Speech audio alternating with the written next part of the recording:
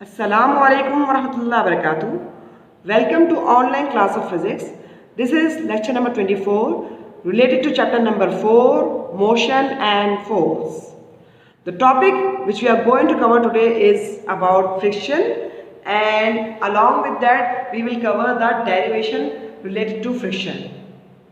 First of all, I will tell you the definition of friction. Friction is the force which resists the motion of one surface on the another surface. It means that if you want to move any object, like if you want to move this object over the table, say so one surface is this and the other surface is the table, okay? The surface of the duster is interlocked with the surface of the table, okay? The two surfaces are in contact with each other. The surface of the duster and the table surfaces are in contact with each other, and the force which resists the relative motion of these two surfaces, which resists the motion of the duster on the table, is called the frictional force. ऐसी force जो कि इस duster को table पर move करने से रोक रही हो, ऐसी फोर्स को हम क्या कहेंगे? Frictional force. The relative motion between the two surface, that is the table and the duster, is interlocked due to the roughness of these two surfaces which are in contact with each other. ये surface जो इसका duster का है, ये contact में है table के इस सरफेस के साथ.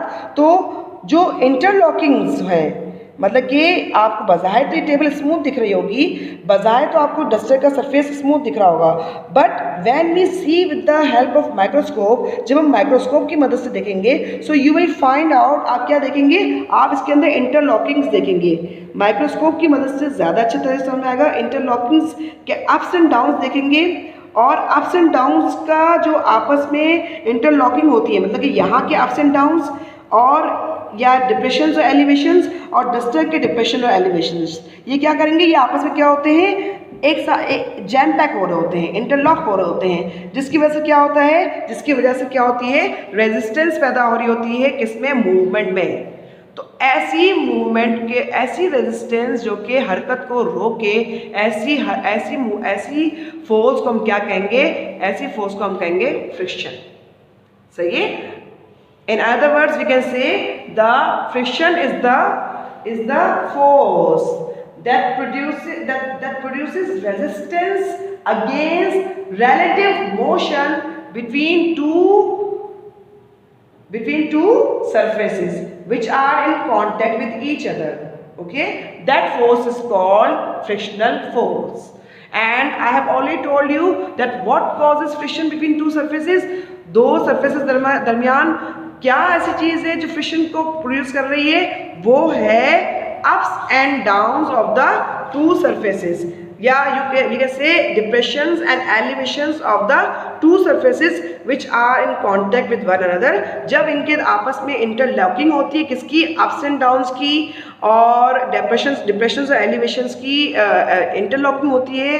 तो इंटरलॉकिंग मीन्स कि एक दूसरे के अंदर जकड़ में आ रहे होते हैं. तो उस समय क्या हो रहा होता है? रुकावट पैदा हो रही होती है.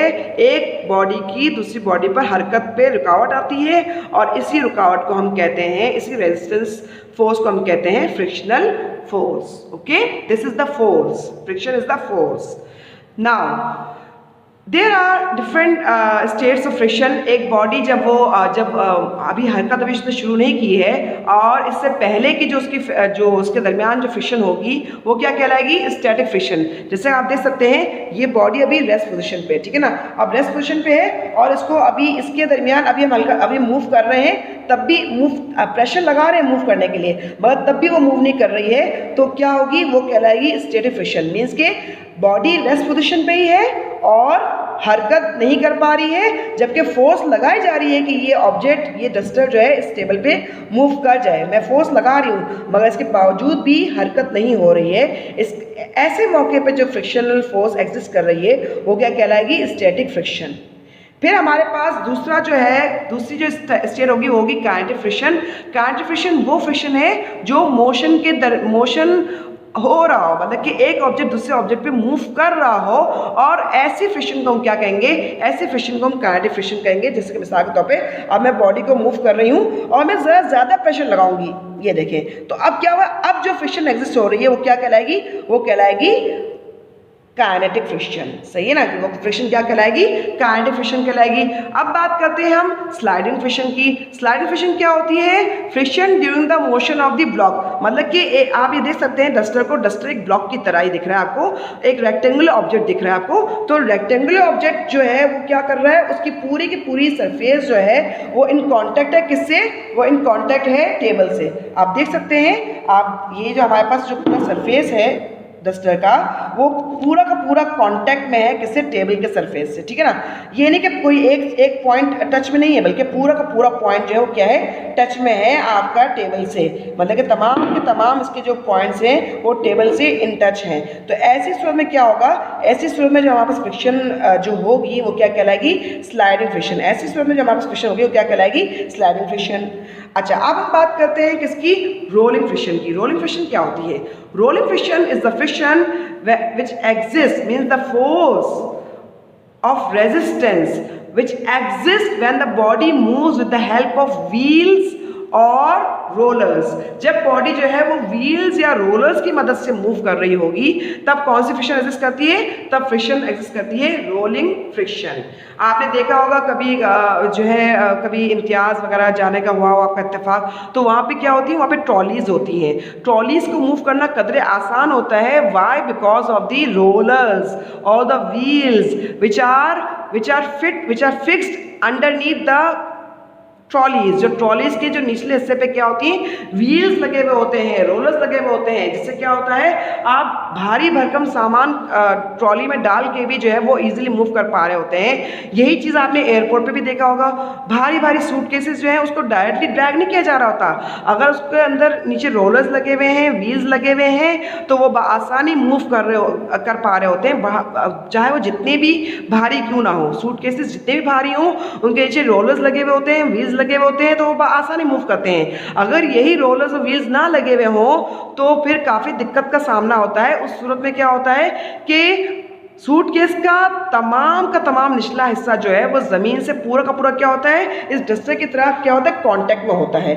तो जब क्या होता है, जब पूरा का पूरा हिस्सा निचला हिस्सा डस्टर से कांटेक्ट में होता है तो इंटरलॉकिंग भी क्या होती है, तमाम डिप्रेशंस और एलिवेशंस की, इन दोनों सरफेस के दरमियान जितने भी डिप्रेशन एलिवेशंस हैं उन तमाम की इंटरलॉकिंग बढ़ जाती है, और फिर से क्या होता है, इससे मूवमेंट मुश्किल हो जाती है। तो सूटकेस को भी क्या होता है, सूटकेसेस में भी मूवमेंट इसलिए मुश्किल हो जाती होती है कि तमाम के तमाम सरफेस के जो अप्स एंड डाउन्स होते हैं वो ज़मीन के अप्स एंड डाउन्स के साथ क्या होते हैं, वो इंटरलॉक हो रहे होते हैं, जैम हो रहे होते हैं, जिसकी वजह से क्या होता है, मूवमेंट डिफिकल्ट हो जाती है। तो इसीलिए कहा जाता है कि rolling friction is much less than sliding friction, क्योंकि स्लाइडिंग फ्रिक्शन में बॉडी का, ब्लॉक का या किसी भी ऑब्जेक्ट का जो कि रेक्टेंगुलर है या जो भी सरफेस, जो भी रेगुलर शेप है, उसका पूरा का पूरा हिस्सा क्या होता है, ज़मीन से कांटेक्ट में होता है या उस सरफेस से कांटेक्ट में होता है जिस पे उसको मूव किया जा रहा हो। तो जिसकी वजह से क्या होता है, स्लाइडिंग फ्रिक्शन टफ होता है, जबकि और ज़्यादा होता है as compare to rolling friction. We can say sliding friction is much greater than the rolling friction, या हम वाइस वर्सा कह सकते हैं कि rolling friction is much less than sliding friction, और ये बात ब्लैंक्स में भी पूछी जाती है पेपर्स में, ठीक है ना।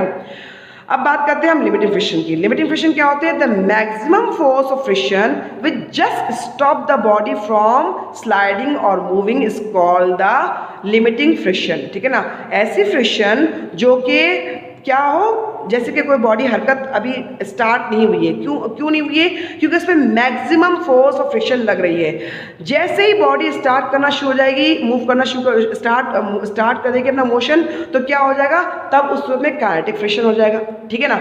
मगर हम यूँ कह सकते हैं कि limiting friction is the kind of static friction, और उस वक्त तक जब तक के बॉडी अपनी हरकत शुरू ना कर दे। The maximum static friction, we can say the maximum static friction is called the limiting friction, ठीक है ना, कि वो मैक्सिमम फोर्स फ्रिक्शन की मैक्सिमम फोर्स जब तक कि गाड़ी का या किसी भी बॉडी का या किसी भी ऑब्जेक्ट का हरकत करने से पहले, मतलब कि मैक्सिमम फोर्स ऑफ फ्रिक्शन की हरकत को रोके रखा हुआ है इस मैक्सिमम फोर्स ऑफ फ्रिक्शन ने, कि बॉडी अगर इस पॉइंट से ऊपर गई, मतलब कि इस लिमिटिंग फ्रिक्शन से अगर ऊपर गई फोर्स ऑफ फ्रिक्शन, तो क्या हो जाएगी, तब हरकत क्या हो जाएगी, हरकत जो है वो क्या हो जाएगी, वो रुक जाएगी। मीन्स कि मैक्सिमम फोर्स ऑफ फ्रिक्शन, जहाँ मतलब कि ऐसी फोर्स ऑफ फ्रिक्शन जिसके बाद हरकत शुरू होना, बॉडी का हरकत में आना लाजिम हो जाएगा, ऐसी मैक्सिमम फोर्स ऑफ फ्रिक्शन को क्या कहेंगे हम, ऐसी मैक्सिमम फोर्स ऑफ फ्रिक्शन को कहेंगे हम लिमिटिंग फ्रिक्शन।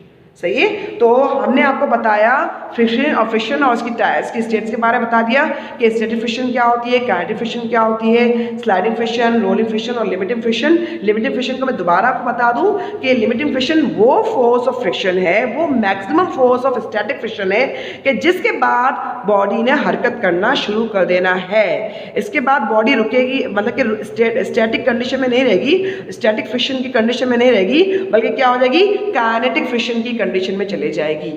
सही है। तो ये हमारा जो है इस जो है लेक्चर के जो फ्रिक्शन के मुताबिक जो लेक्चर था, ये हमारा यहाँ पे ओवर होता है। अब हम आपको इसके नेक्स्ट पार्ट के अंदर हम आपको बताएंगे डेरिवेशन, जो कि रेलिवेंट होगी फ्रिक्शन से ही। ठीक है। तो तब तक के लिए इजाज़त, अल्लाह ने के बाद।